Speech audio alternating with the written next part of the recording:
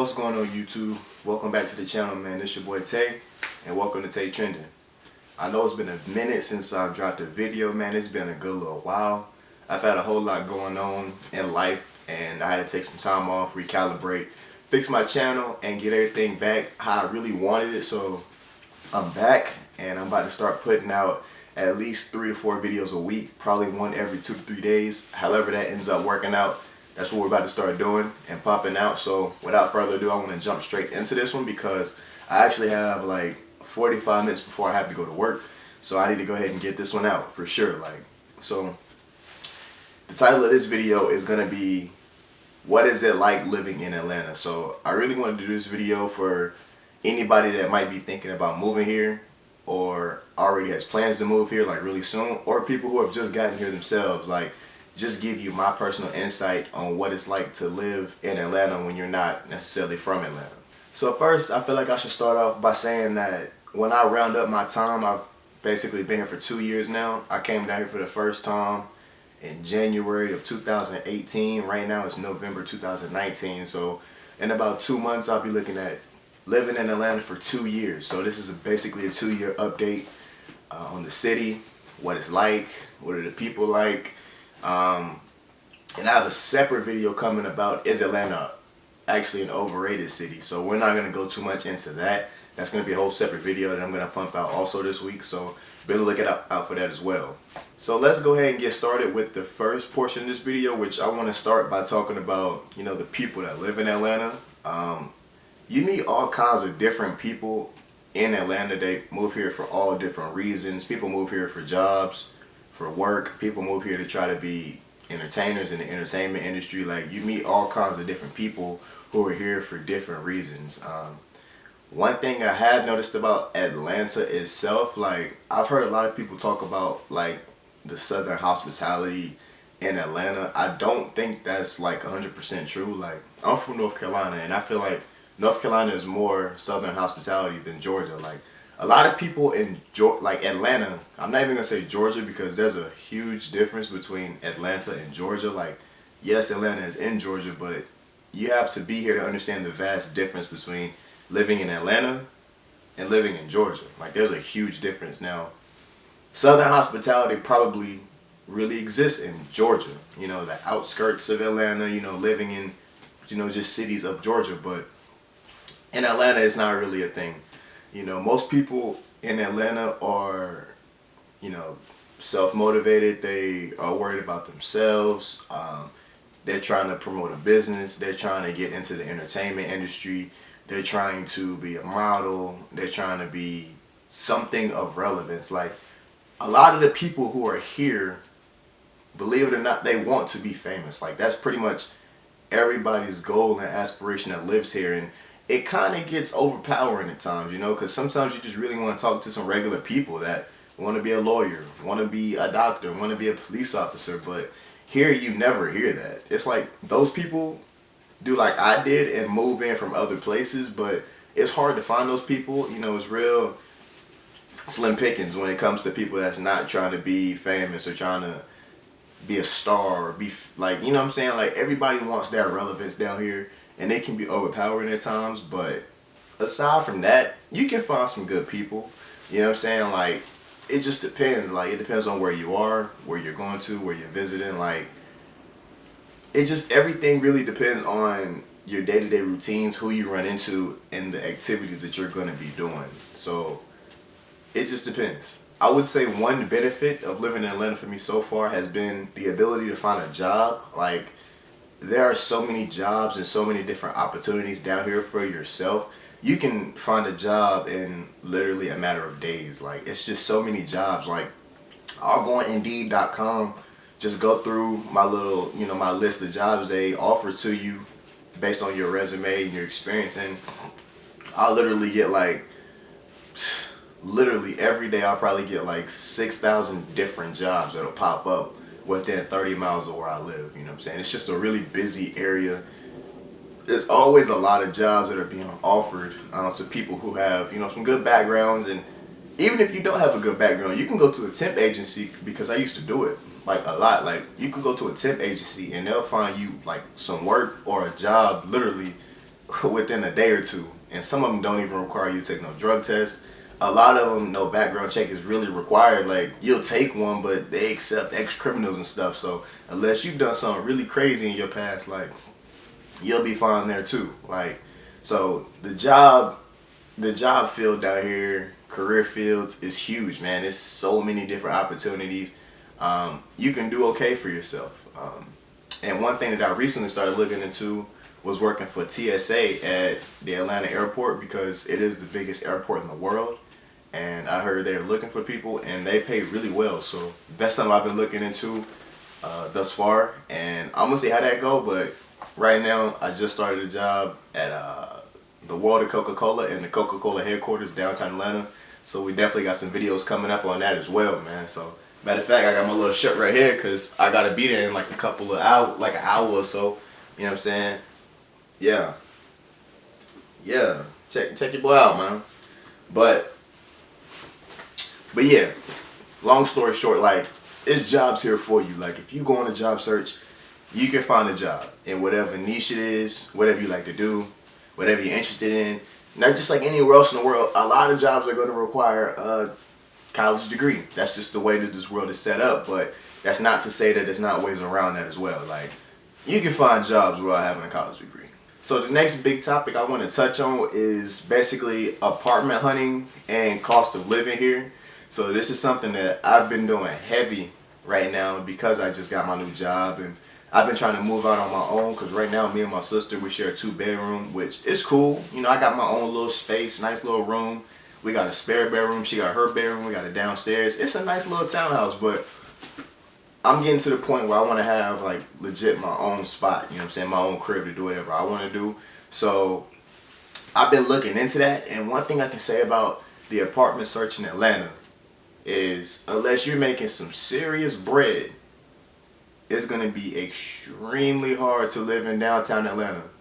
Like, don't underestimate this. Like, I'm talking about if you want to live in the heart of the city of downtown Atlanta, I'm talking about a 1-bedroom, 1-bathroom, you're probably going to pay at least $1,600-$1,700.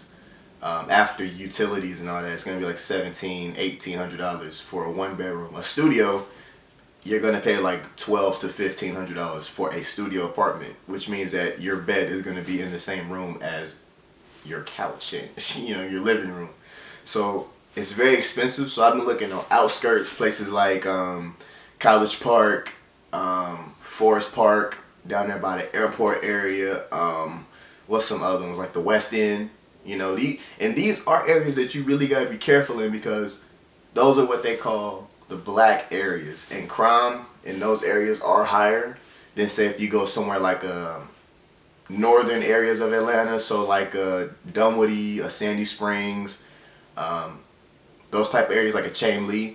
But I don't want to go that far north because I work in the heart of downtown. Like, it's easier to get from College Park to downtown than it is to get from, say, Sandy Springs to downtown. Like, it just seems further to me. Like, I don't want to be that far north. You know what I'm saying? And I hear people experience a lot of racism issues up in those areas like Sandy Springs and Dunwoody and like Doraville. I hear a lot of racist stuff going on up there. I don't want to be involved in none of that. So, I've been doing some really extensive research on these different areas in South Atlanta, because, like I said, a lot of them are, really bad crime areas. It's a lot of drug dealing going on down there. A lot of, it's got a bad rap in places like College Park, East Point, those areas. So, yeah, long story short, it's expensive to stay downtown. If you want to stay somewhere in the outskirts like a College Park, East Point, Forest Park, you can find a 1-bedroom out there for $800 a month. You know what I'm saying?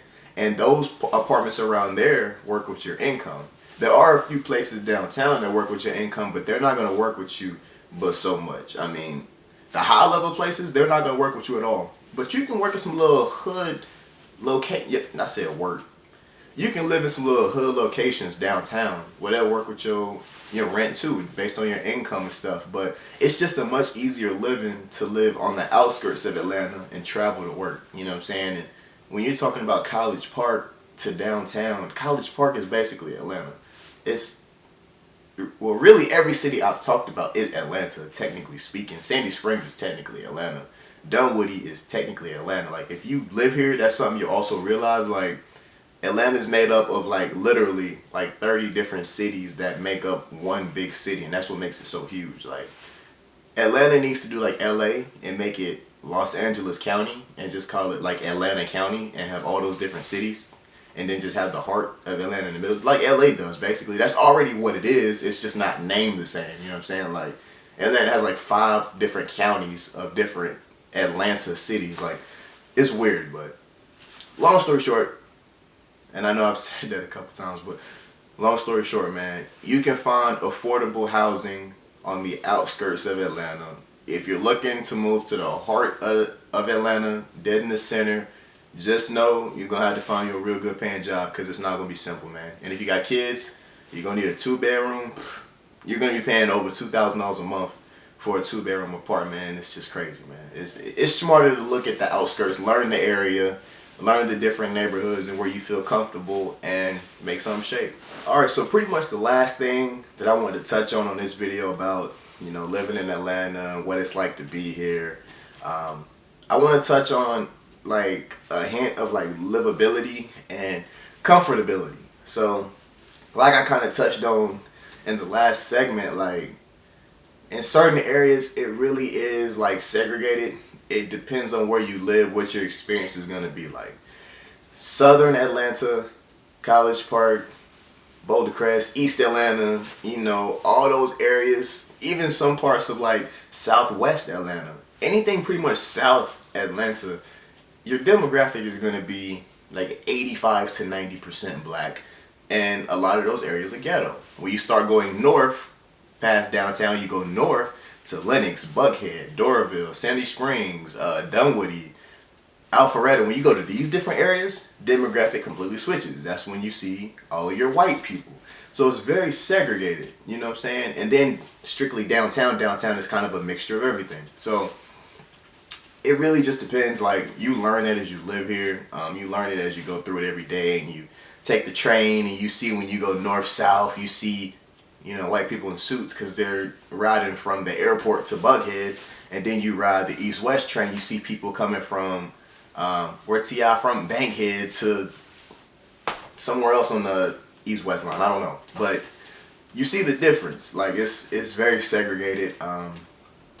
The other big thing, which is a touchy subject for a lot of people, but the homosexual scene down here is very large and it's very present. Like, I'm no fan of it at all. I've been here 2 years and I still haven't adjusted to it. Like, I've been to restaurants and you'll have a waiter and you don't know what it is. Like, just being straight up, keeping it 100.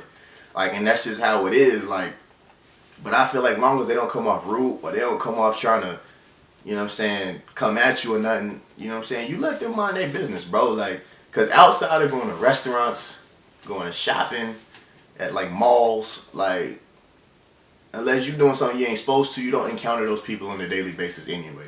So that's why I always say it just depends on your lifestyle, what you're doing. I don't got nothing against gay people. It ain't my cup of tea. I didn't grow up like that. You know what I'm saying?